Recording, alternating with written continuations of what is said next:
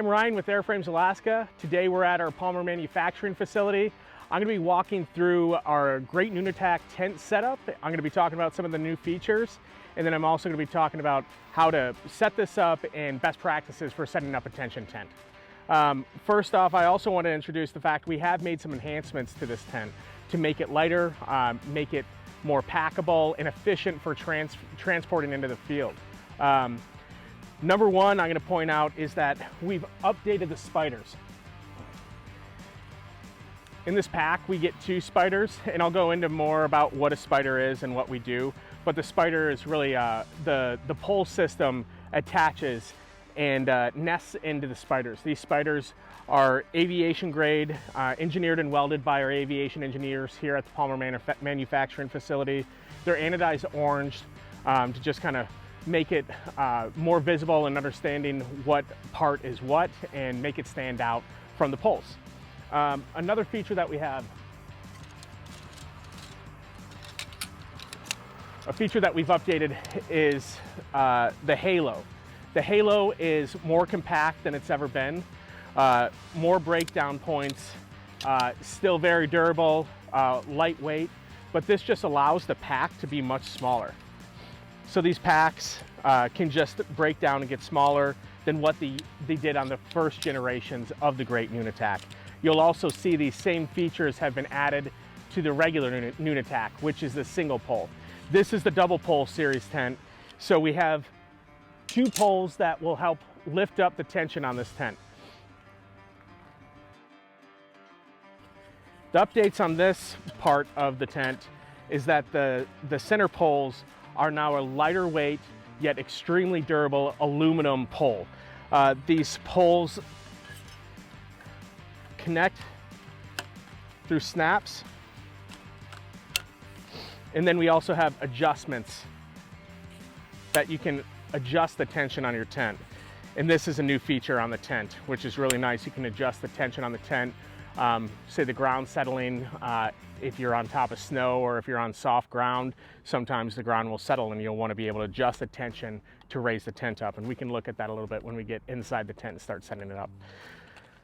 The other great feature of this, this pole is the new rubber foot. The rubber foot is bigger, more durable, and that just gives it a better landing spot. The other components of this tent are obviously the Vapex body. The Vapex body provides a lot of warmth insulation, and it also has properties that allow for moisture to wick outside of the tent and move from the interior to the exterior. So you're never going to have any moisture problems inside your tent.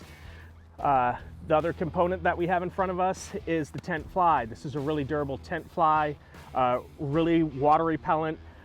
It's fairly lightweight for its size, and it provides great protection to the Vapex body and an added layer of protection from the elements.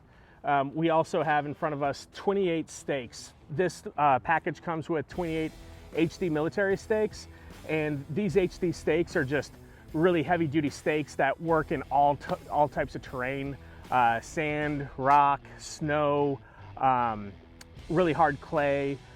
We'll talk about these stakes and why we have so many stakes to help with the tension tent. So the center poles break down into four pieces now.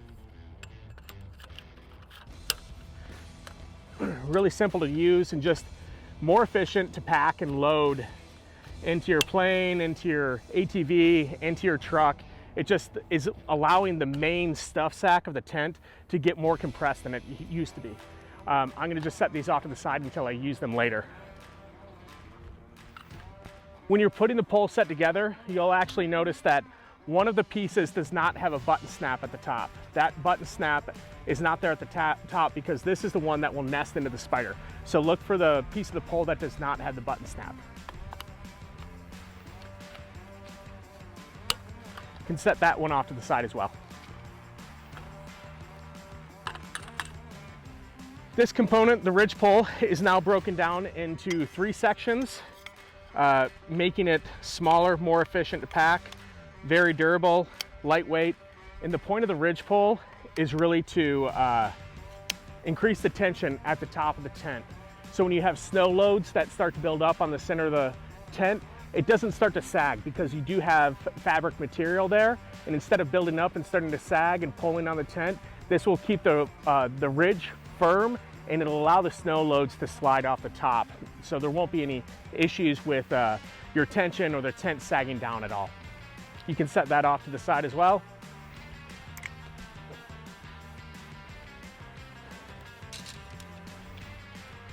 And then the halos, we're just gonna put those together and we're gonna set those off to the side.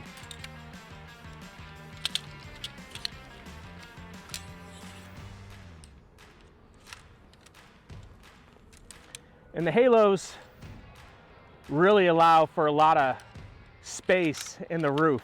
You'll get up to 7.2 feet of space in the ceiling, so a lot of room for you to be able to walk inside the tent and walk around. It also fills out the top to give you a lot of usable space. Traditionally in a teepee style tent, you just have a single point and then the tension goes out.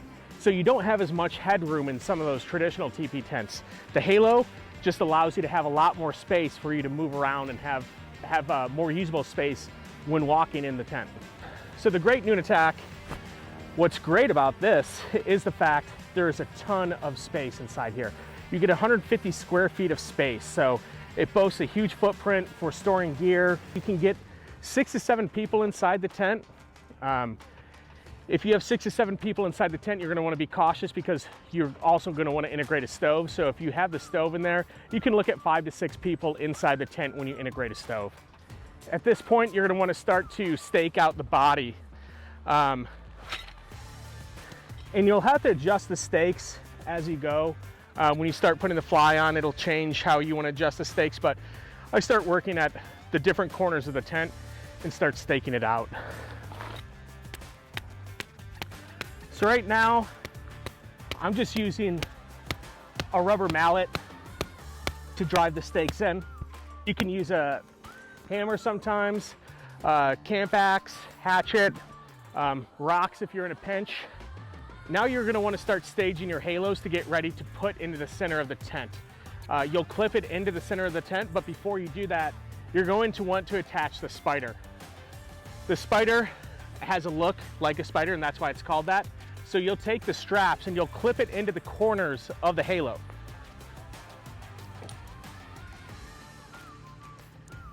Now this is really important because you want to make sure that the straps are clipped into the corners, because it'll make sure that your tent has the most tension that it can possibly have.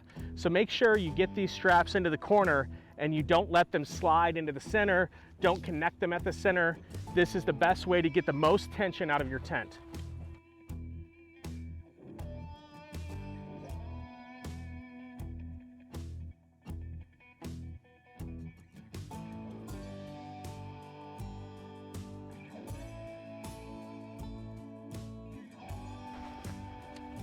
Okay, at this point, you're gonna wanna take your halo with the spider connected and you're gonna center it over the section where the clips are.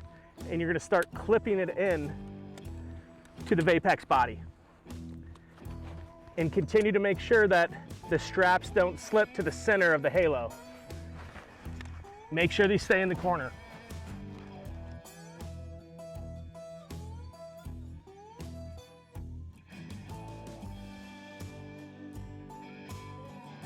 Once you have both halos with the spiders installed, make sure that the spider is going right into the little opening. There's a little circular hole. That's where you're gonna put your center poles up into the spiders. So make sure that they're hovering right over top of that. But before you do that, before you put the center poles in, you'll grab your ridge pole. So that's the pole that's a little bit thinner. It's a 3-piece section pole. You're gonna put that across from one spider to the other.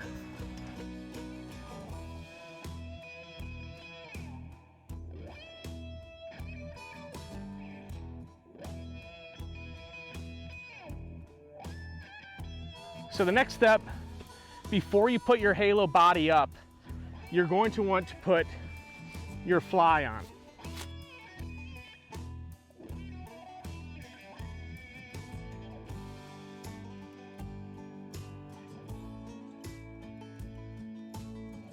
So to ensure that you have your fly in the right spot, there's a logo on either side, and that is the door. It indicates the door on each side.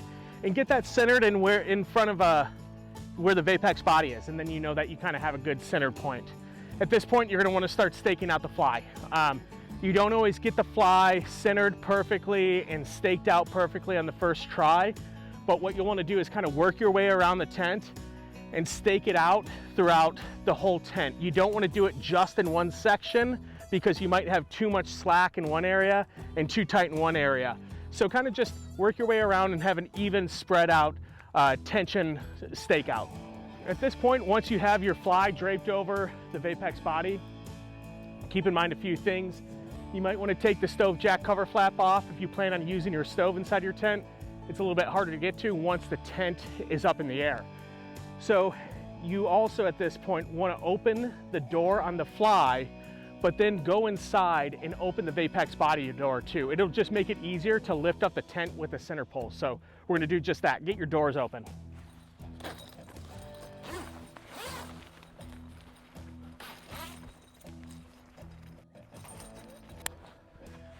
So you'll roll the door up, and there's clips, and you can take the clips and you clip up the rolled up door. Just lifts the door up in the air so that you can walk in a little bit easier. At this point, you're going to take your center poles and you're going to go up from each side, and you're going to walk in and you're going to connect it to the orange spider. The orange pole that's sticking down in the tent is where you'll nest the spider into your center pole. You'll also see right here these lift kits. They're little rubber gaskets that come with your tent. You'll slip them over your tent or your tent pole, and when you lift it up,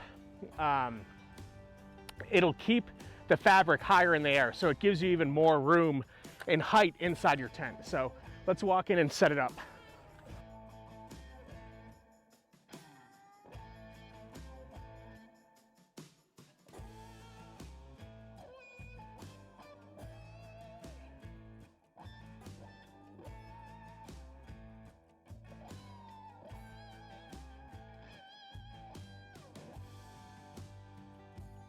You want to start to get your vent tube lined up, then you know that you have your fly on correctly. But you'll also see it's not fit absolutely perfectly on the halo at this point. There is a little bit of finessing that you'll have to do. So you kind of want to make sure that you're working the center pole, making sure that you're hitting the landing spot on the top. You can look up through the pole and you'll see the landing pad where it's supposed to be on. The other thing that's a good indicator are the corners. You want to have these corners pretty tight. So once you get those corners tight, then you know that you have the crown of the Great Nunatak really up in the air where you want it to be. So sometimes that means adjusting just the fly on the poles.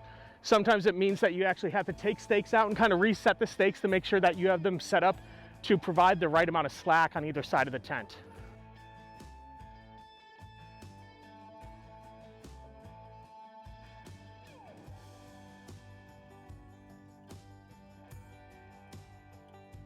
At this point, your tent's set up, it's ready to go. You can get your stove set up inside, you can get your gear inside. You have a small vestibule right here, a little bit of room to add some extra gear, put your boots and overflow wet stuff that you might not want in the tent. Tons of space inside of here, and we'll take you inside and show you the inside of the tent. There's a few features we talked about while we were setting the tent up that you couldn't see on the inside. Number one is a landing pad. The landing pad is right here. You want to get your center poles on the landing pad on each side. Then let's talk about the pole again. So you've got your pole. This is where the main tension is. You can adjust your tension by adjusting the buttons right here on how much tension you want on the tent. Then another feature on this pole is the lift kit. This is the rubber gasket. We talked about that for Nunatak and Great Nunatak. And see how this wants to sag just because of the weight of the tent and there's not as much tension on the Vapex. You can use that rubber gasket to keep that lifted. Here's where your stove will go. Your stove jack is located above here. You have windows on both sides, allow for ventilation. You have it on this side and the other side.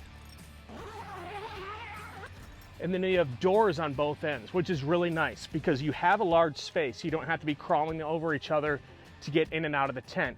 Since you can get up to 6 people, honestly more at some times, you could get more in here. You could get your dog in here at times, pets. You're gonna be crawling over each other from a long distance. So you can exit the tent on either side. So that's really convenient. Great for accessibility, great for storage, depending on how you wanna put things inside your tent. So those are some great features in such a huge footprint of an Arctic Oven tent for a lightweight. The lightweightness of this tent makes it awesome and makes it more accessible to get into the backcountry. This tent weighs in at only 42 pounds, so it really is a lightweight tent. So there you have the Great Nunatak tent setup. A lot of people have questions about tension tents, apprehensive about tension tents. We would love to show you guys just how easy this is, and having the comfort of the Vapex body and a stove integrated into a Great Nunatak is an awesome way to get a lighter weight Arctic oven into the field. It's great for families, it's great for a base camp with the buddies. A lot of people have been using it for hunting, hunting parties, for moose hunts in the fall. We really want to show you guys that this tension tent has what it takes to live up to what we're saying about it. It can fight against the elements just as great as all the other Arctic Oven tents. Come down to one of our retail locations, contact us through email, give us a call. We'll be glad to talk you through a tension tent. And we have a tension tent set up at most locations, so we can talk through those with you. Would love to have you guys come down so we could talk to you about the Nunatak series.